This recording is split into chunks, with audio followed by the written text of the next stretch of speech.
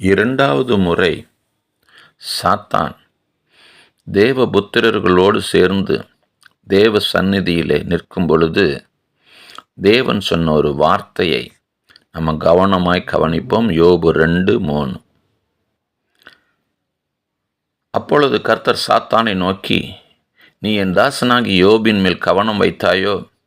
உத்தமனும் சன்மார்க்கனும் தேவனுக்கு பயந்து பொல்லாப்புக்கு விலகுகிறவனுமாகிய மனுஷனாகிய அவனைப் போல பூமியில் ஒருவனும் இல்லை.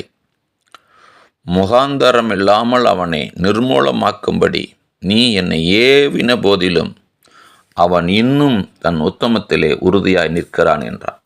பிரியமானவர்கள், இந்த பகுதியில் நாம் பார்க்கும்போது துன்பத்துக்கு ஆளாக வேண்டிய தன்னுடைய சொத்துக்களெல்லாம் இழப்பதற்கு ஆளாக வேண்டிய முகாந்தாரம் இல்லாத ஒரு மனுஷன், எந்த ஒரு வாய்ப்புமே இல்லாத ஒரு மனுஷனை நிர்மூலமாக்கும்படி, அவனை முற்றிலும் அழிக்கும்படி சாத்தான் வைராக்கியம் கொண்டு பூமி எங்கும் சுற்றி திரிந்திருக்கிறான் என்றால்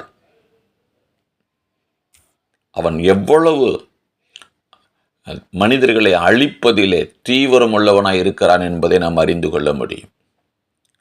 முகாந்தாரம் இல்லாத ஒரு யோபுவையே தேவனை ஏவி அவனுடைய வாழ்க்கையிலே அவன் சோதனைகளை கொண்டு வந்திருப்பான், பாடுகளை கொண்டு வந்திருப்பான், இழப்புகளை கொண்டு வந்திருப்பான் என்று சொன்னால், இன்னைக்கு ஒழுங்காக ஜெபம் பண்ணாமல், வேதம் வாசிக்காமல், தேவ சமூகத்தில் விழுந்து கிடக்காம, தேவ வசனங்களை பிடித்து கொண்டு வாழாமல், தாந்தோன்றித்தனமாய் தன் சுய புத்தியிலே வாழுகிறவர்கள், சபைக்கு ஒழுங்காய் வராதவர்கள், ஆராதனை கனம் பண்ணாதவர்கள், ஆராதனைக்கு சரியான நேரத்துக்கு வராதவர்கள், வசனங்களை அசட்டை பண்ணுகிறவர்கள், இவர்களுடைய வாழ்க்கையில் சாத்தான் எந்த அளவுக்கு கிரியை செய்வதற்கு வாய்ப்பு இருக்கிறது என்பதை உணர்ந்து மனம் திரும்புங்கள்.